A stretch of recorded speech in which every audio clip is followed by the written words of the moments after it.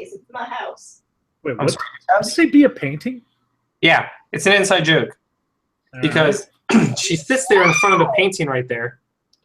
See? Yep, I see the painting. I was on another podcast, and she was sitting there, and she had been so silent and still playing Pokemon that when she finally moved, everyone on the podcast was like, "What the fuck? The painting just moved." So yeah, That's beautiful. So now I'm the painting chick from Final Fantasy.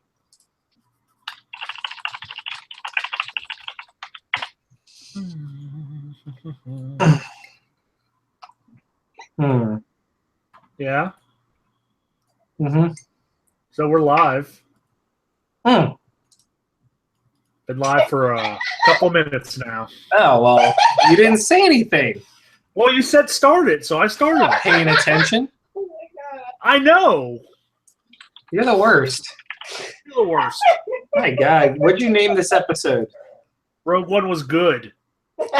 2 exclamation points. Rogue One was good, Chris. I don't see a new episode. It's there, I assure you.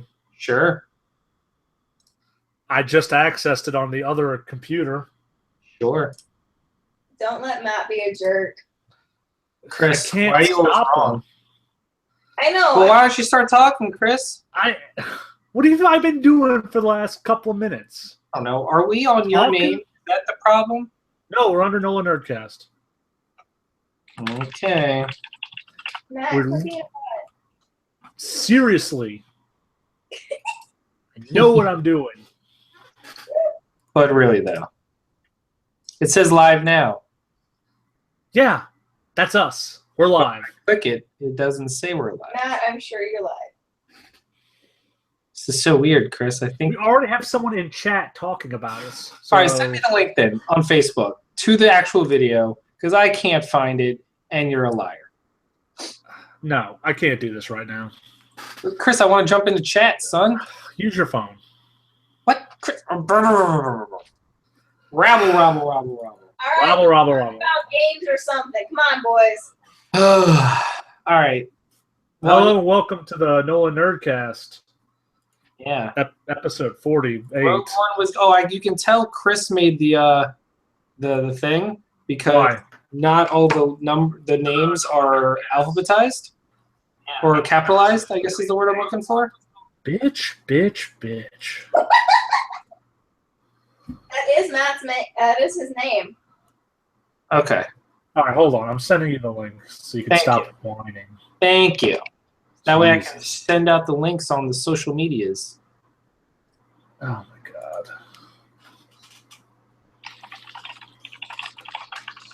Thank you. So anyway, Chris, let's talk about the big thing that happened in the past week. What happened? Rogue One came out. I'm joining. Yeah. Guess what? It was good. Was it though? Yes. I'm joining in for this conversation then if we're talking Rogue One. Eh. Did you not think it was good? I thought it was He got bored. No. Hold on. I almost fell asleep in the opening 20 minutes. 30. Okay. It was a very slow start. I'll grant you. And I was tired.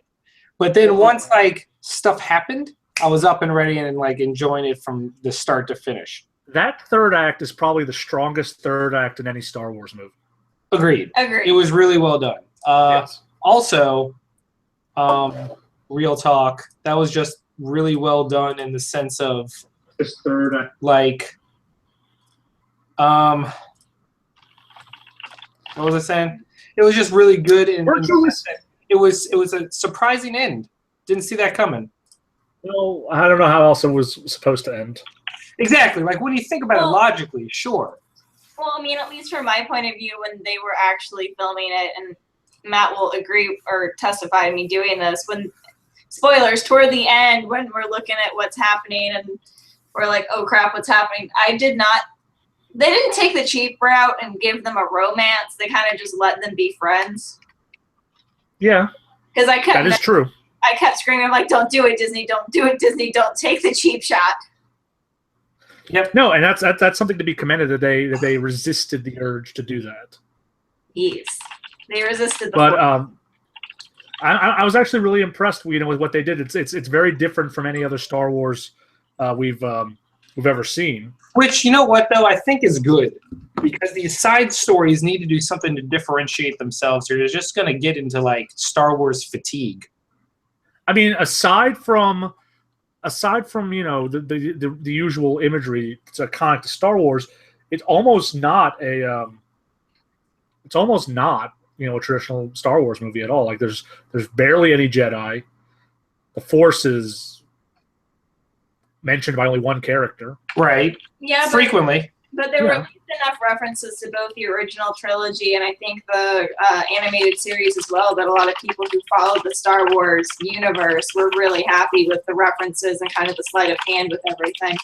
Yes, I have some stuff about the animated universe that we're getting on. We'll get to later. Have you watched Rebels yet, Chris? No, I haven't, because I didn't really love Clone Wars. For So plot it's- or for animation purposes? I'm sorry. Plot or animation? Mostly animation, a little bit of the plot, because I think I saw the first 2 seasons, and it just didn't really wow me, Which is fine. It happens. So I know it gets better. What about Rebels? I just haven't done it. I have the first season of Rebels on my Amazon. I haven't watched it yet, though. Okay. But I want to, and I'm going to, because apparently season 2 is just super great. Well, here's a question for you then, Chris. Because I really enjoyed the side characters. Yes. As everyone has agreed to, like especially K2SO and Mad when he died. What? So mad when he died. But here's my big issue with the movie. Okay. Is that none of the side characters felt fleshed out. True. And you know what? Maybe that's just as you get older, you have more expectations, and other movies, like superhero movies, have done better with that. Because when you look at the original movies, like it's not like Chewbacca was given a rich backstory either. It's like, he's my Wookiee. What's a Wookiee? Doesn't matter. He rips arms off. In here, yeah. So it's not like it's unprecedented that blind monk Donnie Yen being a badass. Donnie Yen's great. He was amazing, but like I was kind of hoping to hear more about him. But the more I thought about it, the more I was like, you know what? That's never really been too much of a Star Wars staple. Like even Lando didn't get much. All we know about Lando is that he's friends with Han and he won Cloud City in a card game. Yeah. So I mean, I guess when you look at it like that, it's not like there's not precedent for there not being much. And doesn't the Star Wars universe have more about the Guardians of the Kyber crystals and everything? So there may have just been enough of a mention to what they were that it was kind of understood, even though them as an individual would have been interesting. I feel like for a lot of viewers who are familiar with Star Wars, they did this Harry Potter thing where they took a lot of shorthand so that you filled in the gap yourself. Right. But I don't know that I had trouble differentiating a lot of the characters. I didn't know a lot of their names at all until the credits. I mean, Blind Ninja was just what right. I It was just I just called him Donnie Yen. It was Blind Ninja, and then there was a chain gun guy. His best bro. And then there was a dude that was a pilot. And Pilot guy. Rebel guy. Rebel guy, yeah. And then Jyn Erso, who's the only one I knew. Right. Yeah. Her dad. But only because they actually tell us her name all the time. Yes. Like, honestly, if they hadn't constantly said her name repeatedly, I would have been like, main chick. And flat out, Forrest Whitaker's character, I totally misunderstood what his name was. I misunderstood him, and he was also my least favorite of the characters. I don't get the love that his character got, because I thought he was pretty boring. Poor. Yeah. Pretty poor. However, can we agree that Alan Tudyk as K2SO was a wonderful choice? He's basically one step above HK-47. Yeah. Like a slightly less homicidal HK-47. He was very great, and the movies need more kind of droid characters like that. I dig it. Word. So I guess Chris, as being the bigger Star Wars fan than I by a long shot, I guess rank it. Give me your rankings of Star Wars as we speak. You have 8 movies total. Rank them. All right. Go. All right. Well, hold on. Started from the bottom. Now we're From the bottom, the worst movie is Attack of the Clones. worse than first Phantom Menace. Yes, and the reason why it's worse is because it's much, much, much longer. And it's got, monologues about sand and that romance. It's horrendous. So Attack of the Clones is the worst.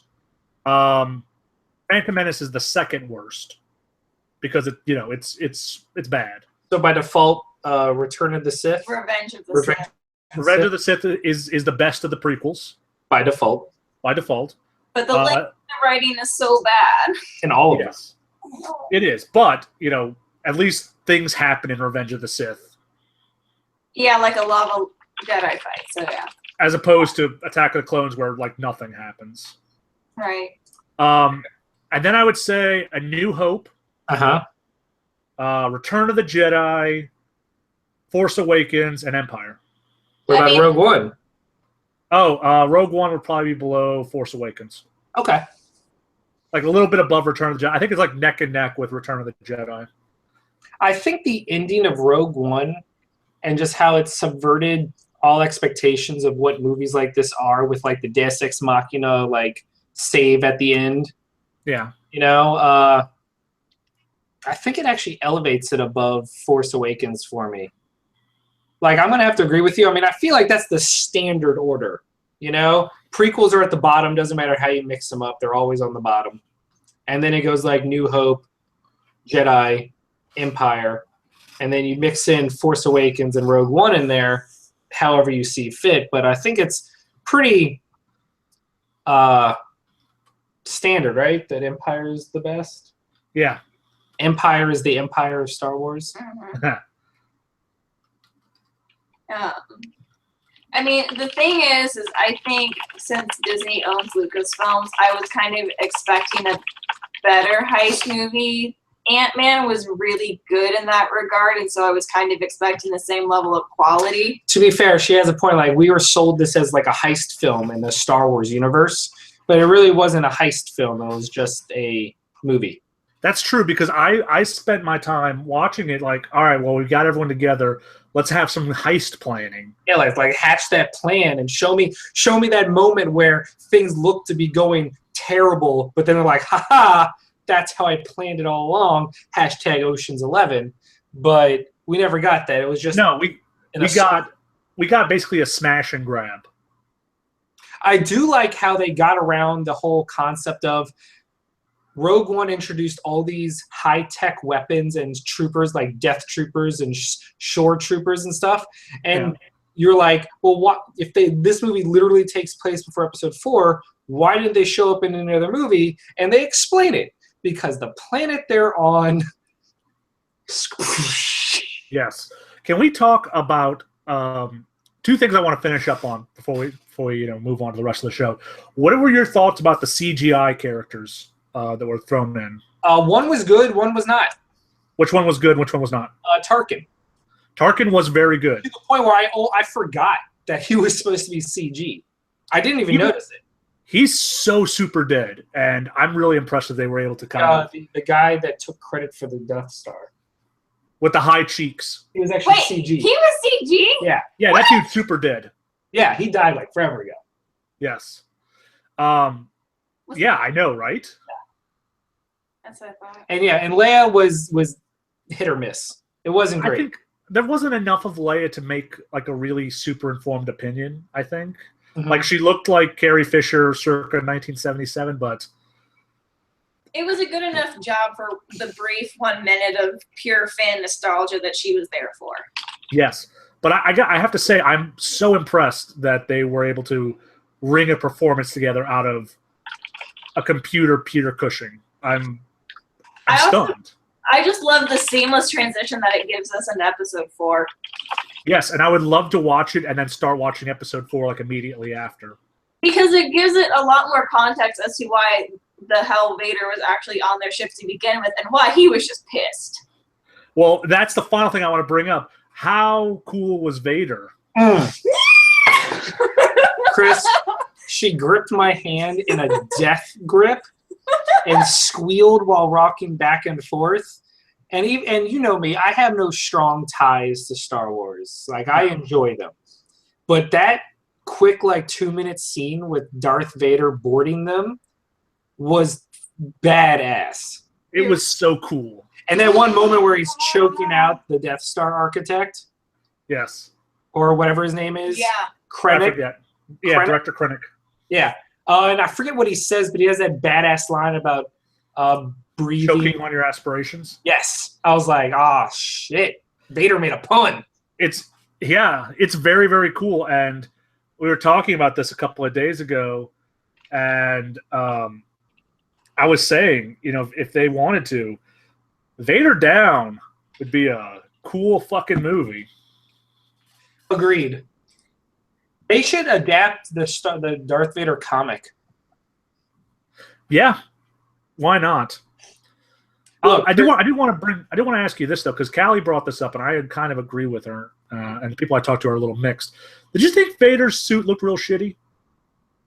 I didn't notice. I think I was just overwhelmed by nostalgia that I didn't pay that much attention to the badassery happening with the lightsabers. Okay, fair enough. My one question for you, I guess, I don't know how long you guys plan on talking about this, but do you think they should have explained why the hell Jyn had a Kyber crystal necklace? Like, was she force sensitive? Was she not? See, we know the movie went through a lot of reshoots, so it's not clear what was cut out. Right. Well, So you know that what? might have played into the original. Can't film. wait for the Blu-ray extended version with the director's cut and all the deleted scenes. Love that. I feel like she might be a little force sensitive. I mean, they make a point of saying the Force with her when she's a kid. Yeah. So who knows? That makes sense. I do like all the Easter eggs. Like, I found this website that had all the Easter eggs you didn't know about, and the Star Wars Rebel Easter egg, the fate, what happened to the call sign that Luke takes over, Red 5. Oh yeah, that dude got wrecked. That dude, he was the guy that couldn't pull up in time and crashed into the force field. Womp womp. Yeah.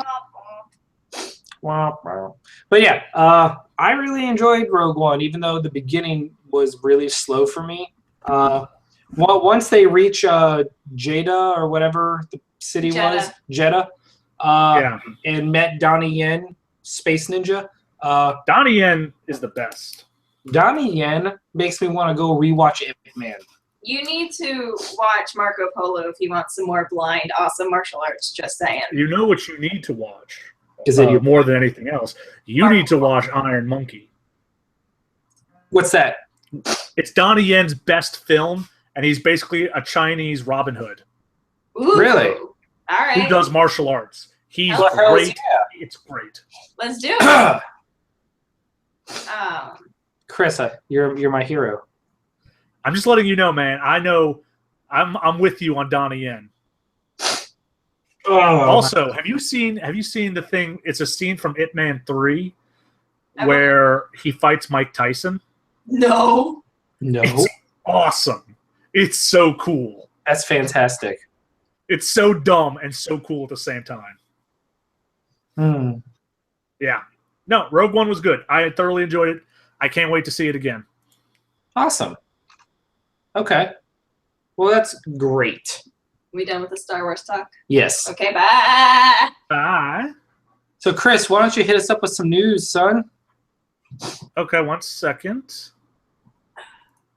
I just found that video. I'm going to post it in chat. Everyone in chat, watch. Oh, I'm fucking dumb. Yes, I you have are. the chat pulled up on a second computer. You're dumb. I can't copy and paste from the same computer. Oh my god. Chris, why are you Oh. so dumb, boo? I don't know. I'm so dumb. Anyway, all right. Let's talk about some news. I'll get that later. So as we talked about, Forrest Whitaker's character, Saul Guerrero, who I always thought was Saul Guerrero, Right?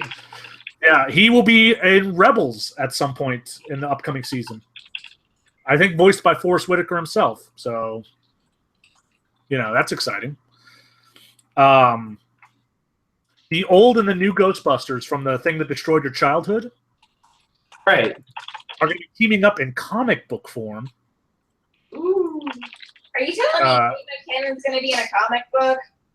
Yes, the team that has been really kind of killing it with the Ghostbusters series, which I don't ever talk about because it's always so good that there's nothing to actually say about it. They're going to tackle the Lady Ghostbusters and the Men Ghostbusters. Really? They're shenanigans. Yeah. Awesome. I don't know if you got this, but we got some news about the failed Watchmen video game that was being developed before The End Is Nigh came out. Okay, I briefly saw that. The problem is, this past week, I've been so busy with work, and then we were in Orlando over the weekend, so I have had zero downtime for pretty much anything. And then when I do have free time, I'm trying to beat Picross. So. Ugh. Well, I'll tell you briefly about it. There were two game concepts that were going to be worked on. The first one was going to be a brawler with the comedian, Night Owl, and Rorschach, and they were going to have different play styles. The comedian was going to be guns and weaponry, and Rorschach was going to be stealth, and Night Owl was going to be gadgetry. Okay. So basically, what The End Is Nigh turned out to be. And the second one was going to be an open world Rorschach game. Really? Yes, allegedly. That's pretty awesome. Well, the team had issues with Zack Snyder because he had a final say, and they ended up going to work on the Flash movie. Okay. The Flash video game that never happened. So it all got shuttered. Man, I think a Flash video game would have been so cool. I think it would. It's just going to be what mechanic you can put in it that will make it work. Like it's like a Daredevil video game. Well, no, because the Daredevil video game is easy. The whole game's like Arkham Vision. Yeah. Okay, chat. I just posted the link to that video with Donnie Yen and Mike Tyson. That's well worth your time. But Chris, several games have done super speed well. Like the infamous Second Son with the neon power did super really well, and even Saints Row did super speed well. So I feel like it can be done. They just need to commit. Well, let me rephrase. It couldn't be done in 2010. Yeah, we weren't there on super speed yet. That's true. Lionsgate has announced they're going to work on the live-action Naruto movie. Believe it. I can't wait for all of the Village of the Hidden Leaf to be played by white people. Chris, name one good live-action anime movie. Most of the show's coming out. Reserve your judgment. Well, until that happens, right now there have been none. The answer is zero, because I think the only one I can think of offhand is Dragon Ball, which is poo garbage. Yep. It is the worst. So, yeah, can't wait for that to happen. The fabled Han Solo spin-off movie starting filming in February, so we can all enjoy the set reports from that. I know you were excited for this. We found the cast of the new DuckTales series. Yes. You're welcome. Yo. In the best way possible.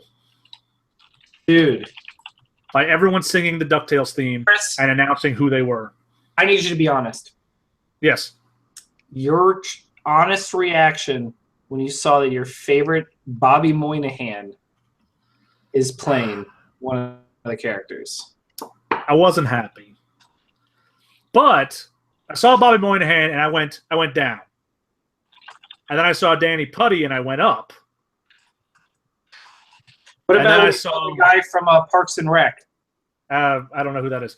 But I saw David Tennant, Yeah, then David Tennant would be a great Uncle Scrooge. and I went through the roof. And I know So- you don't watch SNL very much, but the guy playing Launchpad McQuack is Yeah. also from SNL. And you know Kate Micucci as a Webby is just great. That's awesome. She's such a great voice actress. And the chick from the final season of Castle is the maid lady. yeah, Did they announce a Gizmo duck? no, I'm sure. well, he wasn't in the video, so I don't know. I'm sure we'll get a Gizmo duck. Well, we'll see. Neil Patrick Harris debunked that Supergirl Flash musical thing. Aw, If it's happening, it's not going to be with him. man. Who's Neil Patrick Harris in that universe? He's Music Meister. Oh, Well, he was in the animated and the Brave and the Bold, but he Yeah. said basically, yeah, I've heard about that, but I don't think that's happening. Oh, boo. So, meh. Womp womp. It was too pure to exist in this broken world anyway. Yeah. Hey, Chris, tell Hey. me something. How hyped are you for Assassin's Creed, son? I forgot that's coming out. You know we're going to go see it, right? When you're in town? Yeah. when? Yeah, good question. When I say so. You're not the boss of me. I am definitely the boss of you. Yeah, okay.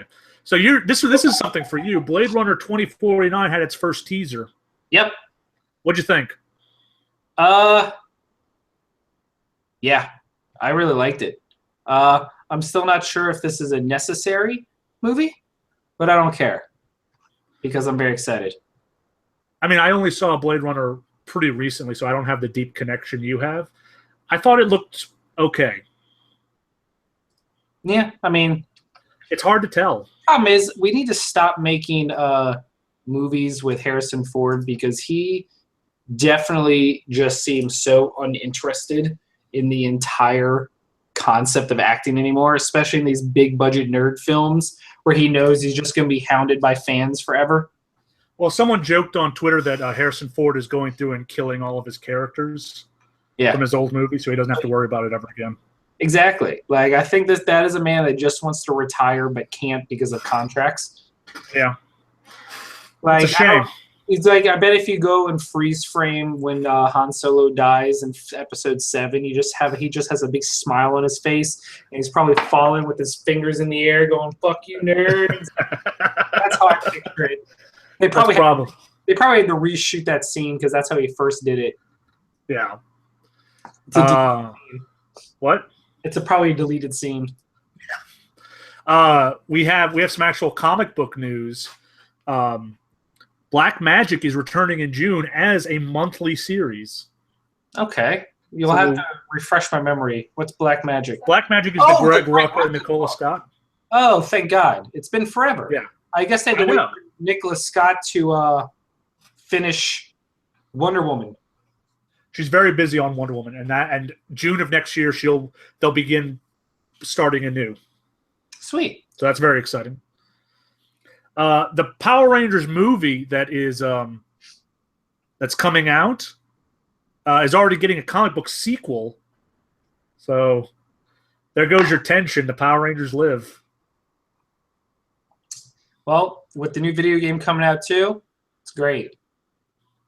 I was really hoping for a really dark and gritty where they killed all the Rangers halfway through. Yeah. I'm excited. All right. Chris, you ready to play co-op with me? On what? Power Rangers. No. Why not? Are we? Yeah.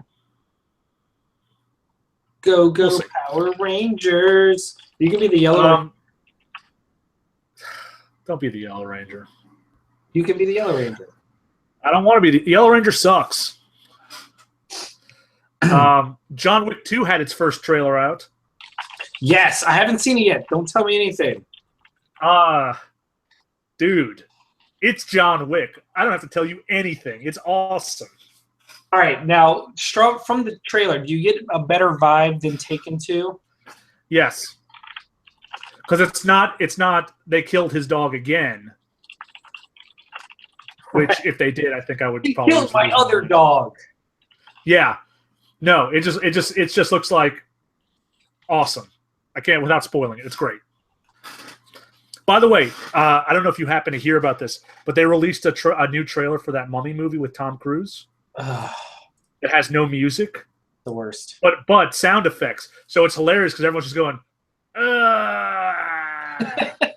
Okay. It's the funniest trailer I've ever seen. I'm going to put a link to that in chat in a moment. What else? Idea. I like that you're doing that. What else? Jim Lee is drawing the first official comic Harry Potter stuff for Love is Love, which is coming out next week. Right, that big anthology book. The big anthology. There's going to be a one-page Harry Potter thing drawn by Jim Lee, which is going to be the first official comic book thing. Nice. For Harry Potter. And finally, Jennifer Lawrence really wants to play Mystique in a Guardians of the Galaxy movie. That's a deep cut. Well, here's my issue is she couldn't be asked to play Mystique in the actual X-Men movie, and she wants to go over to Guardians and be like, hey guys, I'm Mystique. Like I'm Mystique, but she probably once again won't want to be in makeup. Yeah, no, she'll just look like herself. All right, fair enough. Do you have any game news? I didn't. I thought you did. I do. Are you done with comic news? I guess the last thing to talk about is that Justice League Action debuted this week. Yes. Still haven't seen it. Someone wants to be a big butt about it. Well, someone should be a big boy and buy it themselves. You're a jerk. I thought it was fun. It's definitely skewed to a younger audience.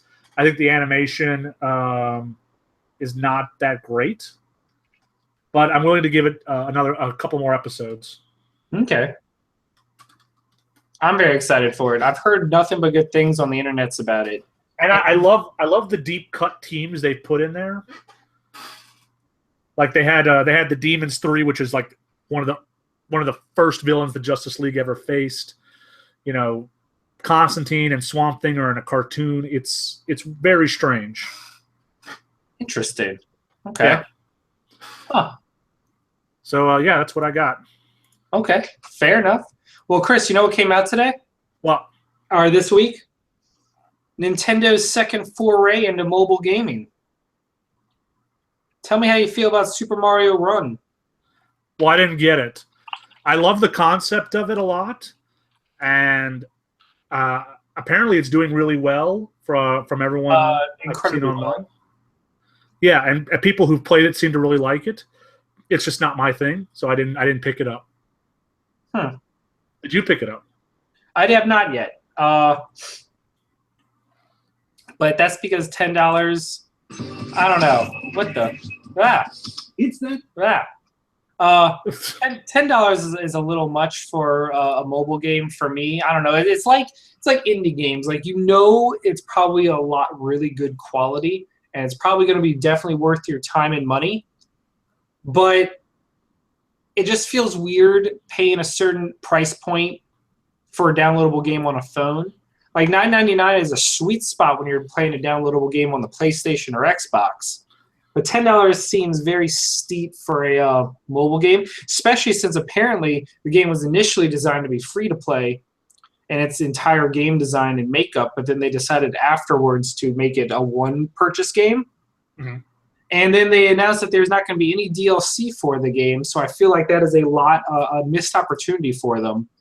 And I feel like we're getting to this problem that Nintendo has, which is they're releasing these mobile games, and they're basically designed to make them some money, but also to reinvigorate their brand with the population, so that when a new game in that franchise comes out, people are hyped for it.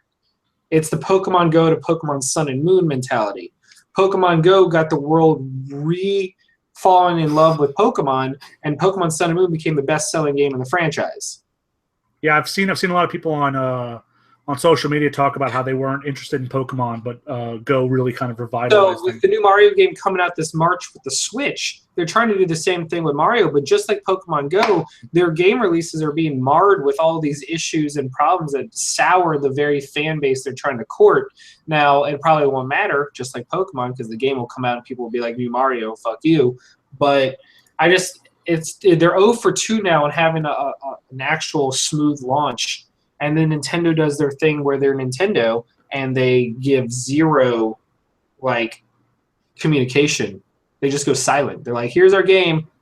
We're not going to talk about it ever again." Yeah. Nintendo is the worst major game Company. Yeah, game company when it comes to communicating with fans. But yeah. So Microsoft announced their games with gold games for January. Do you want to talk about them now or wait until next week when we know about PlayStation Plus? Let's save it and do it all as one thing. Okay. Did you hear the big news about Overwatch, Chris? What? Is the people still playing it? Well, actually, it's like the #1 multiplayer game of all time now. Oh, okay. It's crazy. Well, first of all, it's tied. It's only one Game of the Year award behind Uncharted 4 overall. Like, there's some site that aggregates how many game awards each game gets. And Uncharted has like 36 and Overwatch has like 35 or something.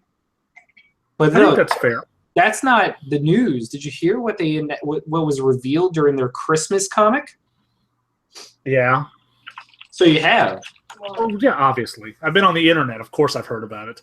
Tracer, one of the most iconic characters in the game, was revealed to be a lesbian. Heaven forbid. And normally, no one would give a shit because it doesn't matter. Because who cares? But She's not real. Here? Who? All of the white men that had been fapping it to Tracer since the game came out. The internet was flooded with the saltiest of thread titles, like "My waifu is a lesbian, Blizzard has betrayed me," and people calling Blizzard unethical and threatening to sue them because they lied about her until they already bought the game. And they're as if like having a lesbian character would have stopped them from buying the game. And if that's the case, Blizzard does not give a shit about your money. It's hilarious. I know, and I've seen this. Because I too am on the it's internet. hilarious, but it's like hilarious in that really sad way, like with everything in 2016, where you're like, we can laugh at how misinformed and ignorant these people are, but at the same time, those are the people that exist now, and we have to live with them. Yes. It hurts. Yeah, no, it does, because I'm not a big Overwatch person, but I think the thing Overwatch has done better than anyone else is made their characters likable and compelling. Because there are tons of people who love Overwatch's characters and do not play Overwatch. Yeah. So the reveal that one of them is in fact a lesbian. And saying like, again, who cares? Yeah, she's not real. No. She's not a person. She's ones and zeros. I actually read that winter comic because I was seeing what the fuss was about. And it was a very nice, like, kind of fan servicey holiday comic. Oh my God, Chris! So I'm right now reading some of these things. Uh-huh. Okay? You ready? Okay. Yeah. Why trick straight people into buying Overwatch, but then make the lead character a lesbian 7 months later? That's not ethical. And here's another. What are you gonna do about it? Ready? You ready, Chris? Yeah. There's nothing wrong about making Tracer gay, but when you choose to release this information during the Christmas special, it amounts to nothing less than having a gay pride parade inside the Vatican. What the? That's not even close to being the same thing. This is amazing. Hold on, I'm not even done yet. Hold on. This guy went on a rant. Are you ready? Yes. Chris, I don't think you're ready for this jelly. All right. This is the last one, but let's hear it. No, you know what? No, it's way too long. You get the gist. Okay. It's good times. That's beautiful. She's not real. Oh, here. Okay, I'll do one more. You ready? Yeah. You crossed a red line in my book. It's not about if a fictional character is gay or not. I don't care about those stuff. But sensitive subjects like this has no room in a video game. What's next? Are you going to add religion? Maybe you make a comic showing Roadhog getting the circumcision. What? Exactly. Oh my What god. is wrong with you people?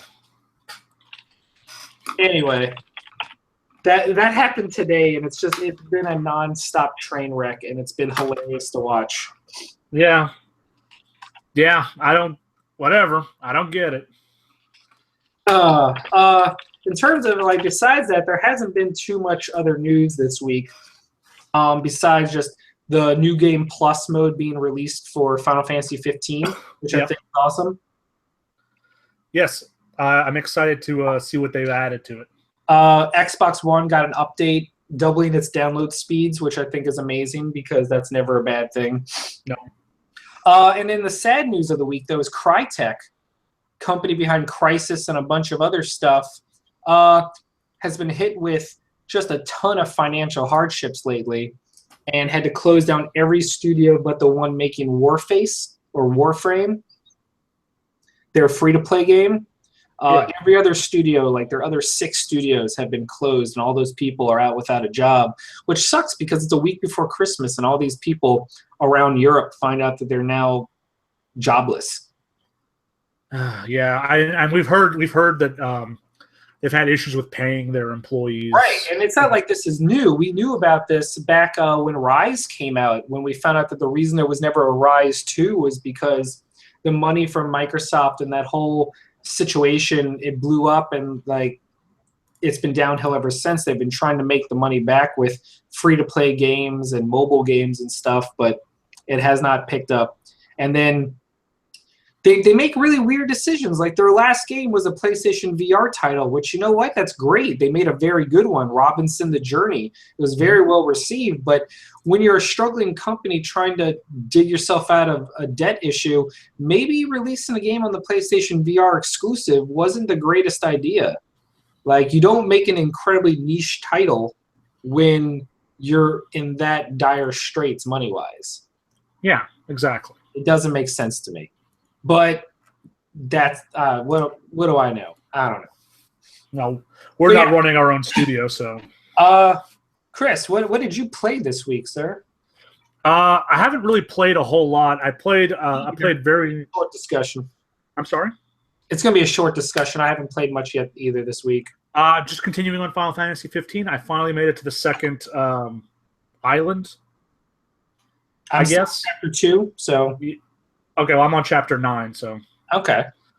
It's good still. I got nothing else to say about it. Wow. What about you? I played a little bit more Watch Dogs 2, played a little bit more Pokemon, but the vast majority been playing Pokemon. a little bit. But the vast majority of my time has been trying to finish Picross 3D 2. As you can see, I am on puzzle 300. Nope, hold on. Where is it? Yeah. 315. 315 on hard mode out of 360 puzzles. Every time I think I'm almost done, they're like, JK, here's like 20 more puzzles. I'm like, oh my God. Like, Chris, I got to say, this was one of your Christmas presents to me. And I don't think you've ever gotten me a game with this much content in it. Like, I've been hardcore playing since I moved. I got the game the day I moved to Florida. And I am still not done. I want to get it done so I can move on to 15 and beat Watch Dogs 2 and beat Pokemon. Like, I have 9 days left to do this. Yeah. I just want to do it, Chris. Well, you got to do it. I know. But yeah, that's all I played this week. It's been a light week, and next week will be a light week too because it's Christmas and we're traveling back to Orlando, and then the following weekend we'll be in New Orleans for New Year's. It's going to be a busy couple of weeks for you. And then the following week I'll be back in New Orleans for Wizard World. Speaking of, did you get your email? No. We got our press passes, and you are one of them, obviously. Well, I didn't get it. Well, I got it for you. Okay, that's good enough. Just forward it to me. Okay. You want to talk about comics briefly? Yeah. What'd you get this week, Chris? You want to do our new format? Yes, I like this format. I picked up Archie number 15. Dude, how good is Archie? Also, Archie's great. I got the variant, the Chrissy Zulu variant. who we love. We love Chris Izumo. Yeah. So this Archie's is all about Cheryl Blossom coming. Yes. Can I say something I've noticed about this book? Sure. You know, Archie's traditionally been about the love triangle between Archie and Betty and Veronica. Uh-huh. It feels like that Archie and Veronica are way more into each other than Archie and Betty were.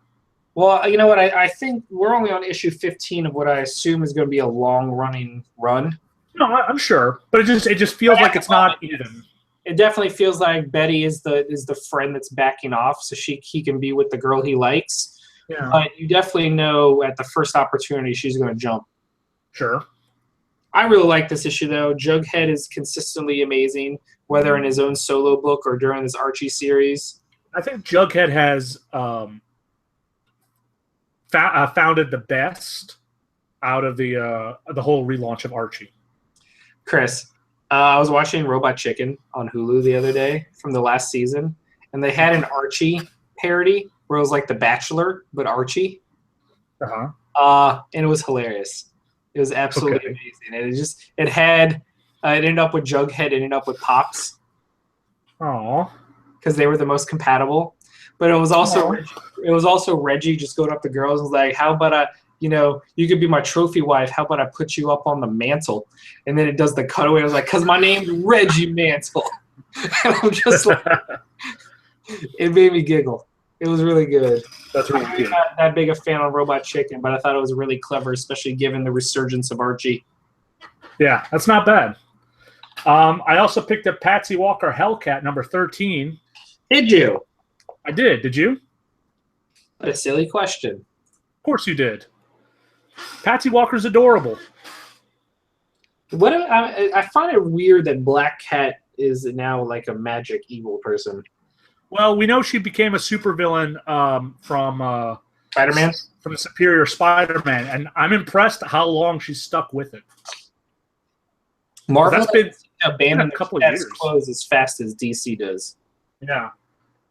So yeah, I really like her new villainous persona. Mm-hmm. I'm just having fun with this because I think Patsy Walker's above everything else a fun book. It's I have my own box in the collection for Marvel's books that are more lighthearted and fun in tone. Yeah. Howard the Duck, Squirrel Girl, Hellcat, Superior Foes of Spider-Man, Great Lake Avengers, and Totally Awesome Hulk. I think that's one of the big strengths that Marvel has over DC is these kind of lighter fares. Right, these books that are like these are not going to be million sellers and stuff, but you know what? When they take off, like Squirrel Girl has, they blow up. Yeah. I have Doctor Strange number 15. Dun, dun, dun. You mean the one that finally brings back the orb from Original Sin? Yeah, I was wondering what happened to him. Creepy Watcher. Yeah, he's a sinister as fuck Watcher now. I like how everyone's coming to kill Doctor Strange at this exact moment.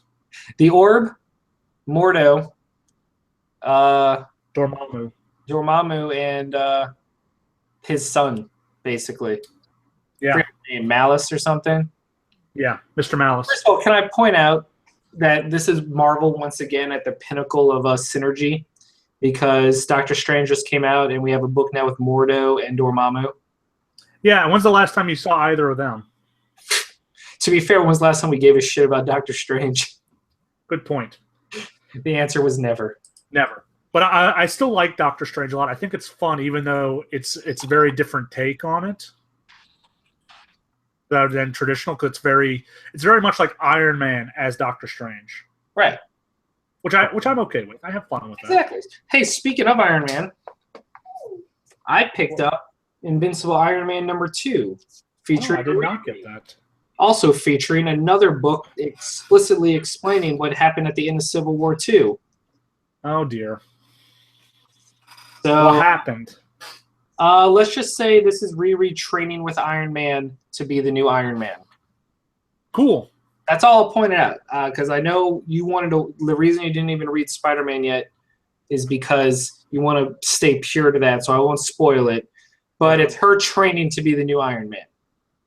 Cool. Although it is I explicitly pointed out that Captain Marvel. Oh no, that's in Star-Lord. Never mind. yes, I picked up Star-Lord #1 also.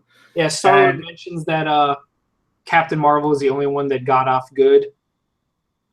Yeah, it's kind of a soft spoil of a Civil War, which Ooh. I'm okay with.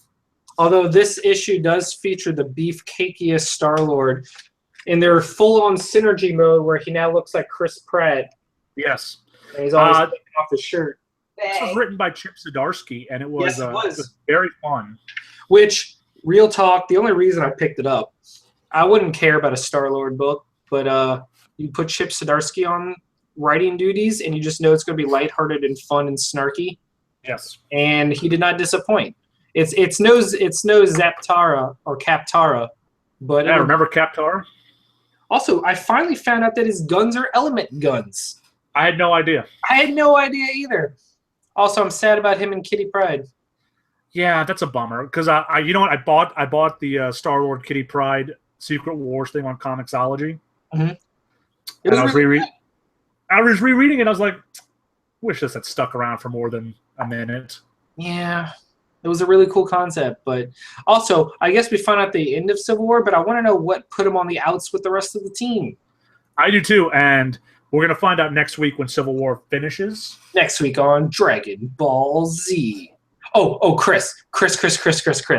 So I was watching Dragon Ball Super, Oh, and we started from the beginning, and it's the episodes that are telling the story of Battle of Gods. yeah. Not to tag you. I'm not tagging you, but I could tell Chris the story. So I just had it on the episode where Yamcha slaps Beerus on the back, and it's Vegeta freaking out trying to get everyone to not piss off Beerus. Yeah. And then I start going to cook dinner, and unbeknownst to myself, Caitlin's in there watching it, and then the episode ends, she goes, "Wait, what? That's it? Why isn't there more?" What? Hooked! You did it. High five, Chris. I'm so proud of you, buddy. And so we immediately watched the next episode, and now we will only watch it together. Aw, Yeah. you guys are cute. Got her on that super. So back to comics. The next book I picked up is one I didn't really want to like, but I ended up liking a lot anyway. Which one? Was Justice League versus Suicide Squad. I did not pick that up, so it's worth it? Yes, I found this extremely enjoyable. It immediately follows up Batman, which we'll talk about in a bit. I did see that Batman had an editor's note saying followed in Suicide Squad versus Justice League. Damn it, now I'm going to have to go get it. Well, here's the main reason why I picked it up in the first place. Okay. Because this book has Johnny Sorrow and the Emerald Enchantress. Okay. And any book that has both of them in it has to at least get an issue read. That's fair, because when do you ever see them? And your boy Maxwell Lord's back. And thanks to Batman, what's his face? Psycho Pirate. Yeah. It's like he's not part of the team though. Lobo's part of the team. Is it Sexy Lobo? No, it's real Lobo. Damn it. Then it doesn't count. I know. But I had a lot of fun reading it, and I didn't want to like it because I don't like this new incarnation of the Suicide Squad. And I'm not real thrilled with this version of the Justice League.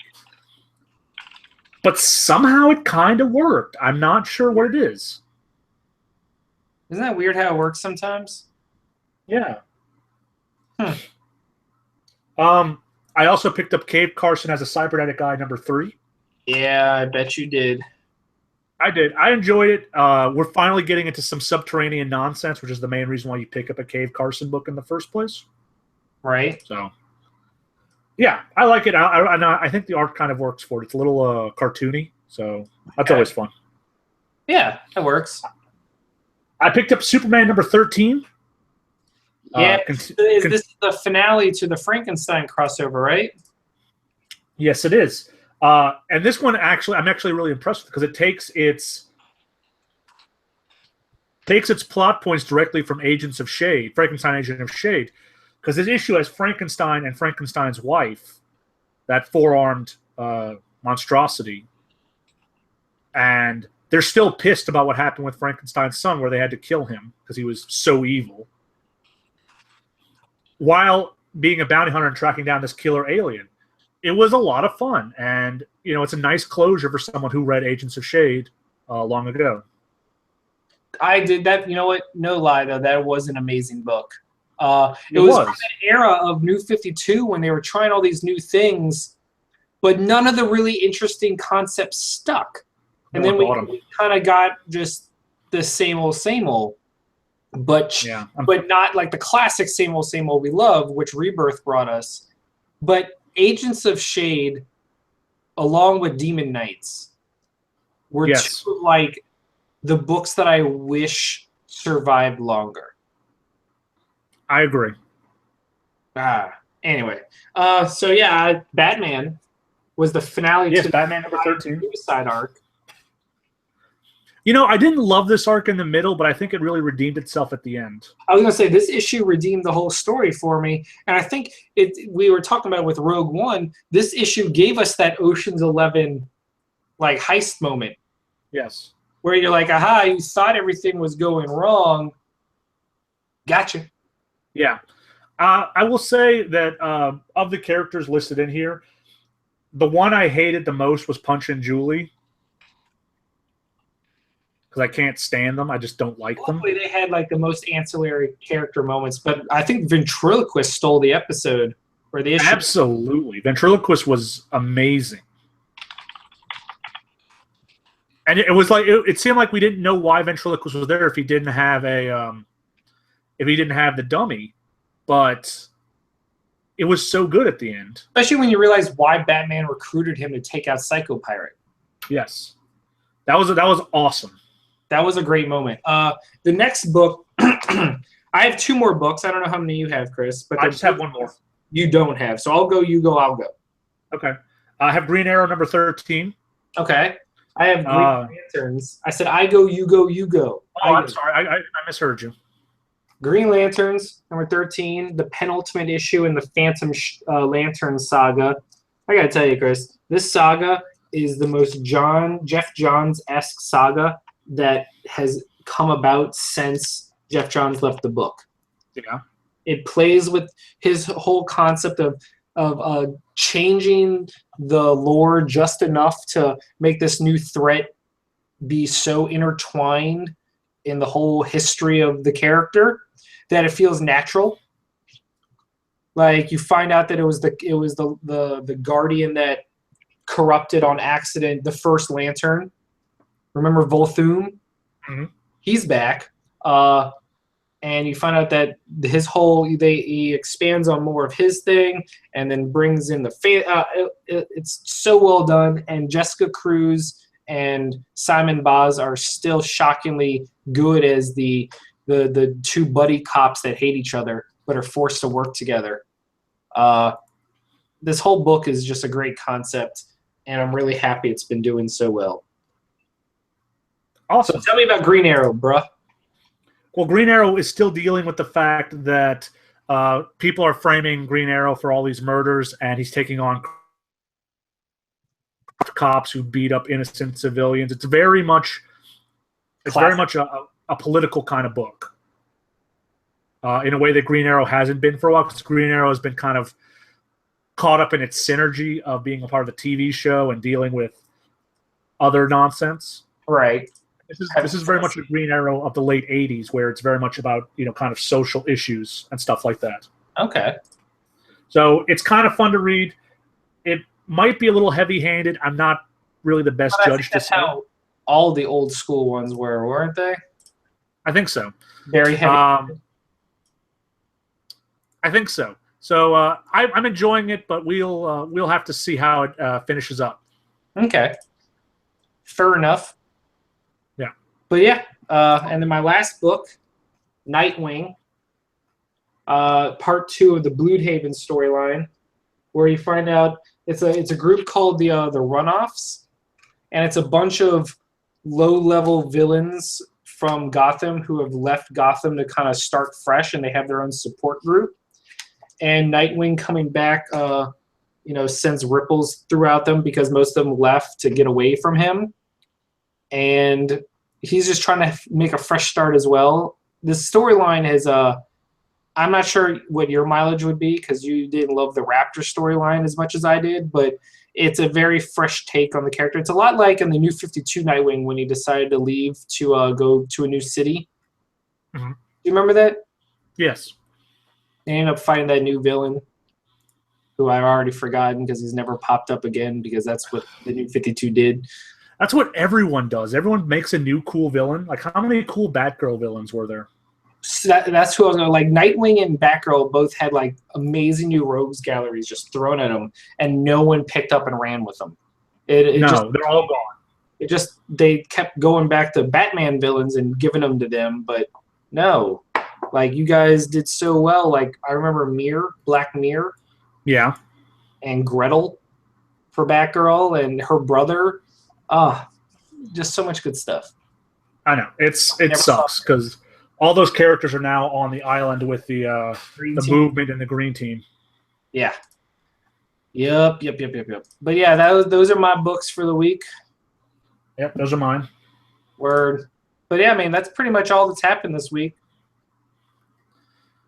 You got anything else to throw out?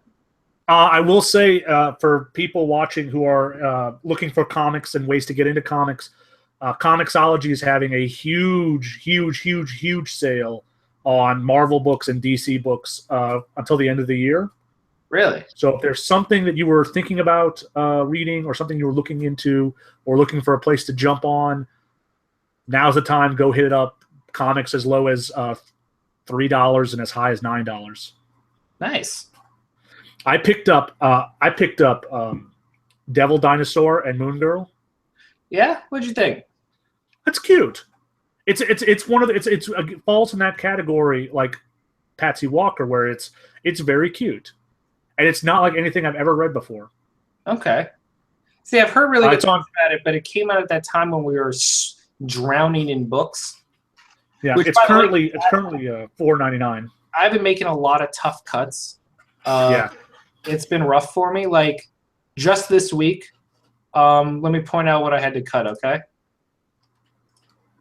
Let me pull it up real quick. So the books I cut this week were I mean, we already dropped Aquaman. I dropped Justice League. I dropped Green Arrow. I dropped Superman. Dropped Trinity. Dropped Teen Titans. It's been rough, but I mean that's just DC. But I've had to make a lot of tough cuts because we no longer split the costs. Yeah, it's something I'm definitely more comfortable with because I know Marvel's very good about having sales On Comixology. on Comixology. So that's how I've read a lot of stuff back matter from there. And also, there's Marvel Unlimited, which is $9.99 a month, but it's everything. So is it really all their new books too? They come out like on the Netflix thing where they're like maybe 2 or 3 or 4 months behind. Okay. But everything they've ever had from the old times is on there. Interesting. Now, is it like PlayStation Plus or Xbox Gold, where once you stop your subscription, it's all gone? Yeah. Okay. And that kind of sucks because for $9.99, if you were going to take a month and read every issue of Uncanny X-Men, which I don't think you can do in a month, but if you were going to, $9.99 and you have all the issues. Well, there was one book I couldn't get this week because it came in defective at the shop, so I have to wait till next week when they get a replacement. But it's Lucifer. Oh yeah.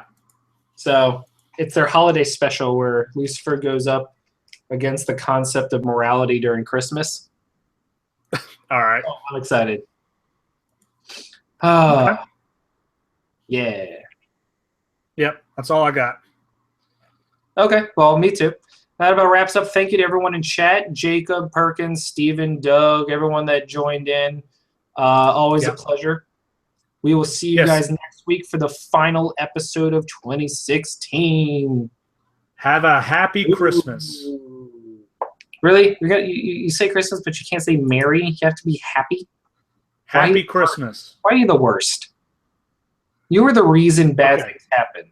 Like literally. How about this? How about this? This will get everyone in one swoop. Have a Merry Christmas. Have a Happy Hanukkah. Have a Tip Top Tet. Have a solemn and respectful Ramadan. Uh-huh. There we go. You racist, you forgot Kwanzaa. A crazy Kwanzaa. You That's racist mother trucker. That is the crusty You would joke. forget Kwanzaa, Chris Matt. Robinson of New Orleans, Louisiana, Stop. 504. No, I'll stop. Stop. Okay. Stop. All right. Oh. So have a Merry Christmas. We will see you next week for the end of the year. All right. Peace. Yay.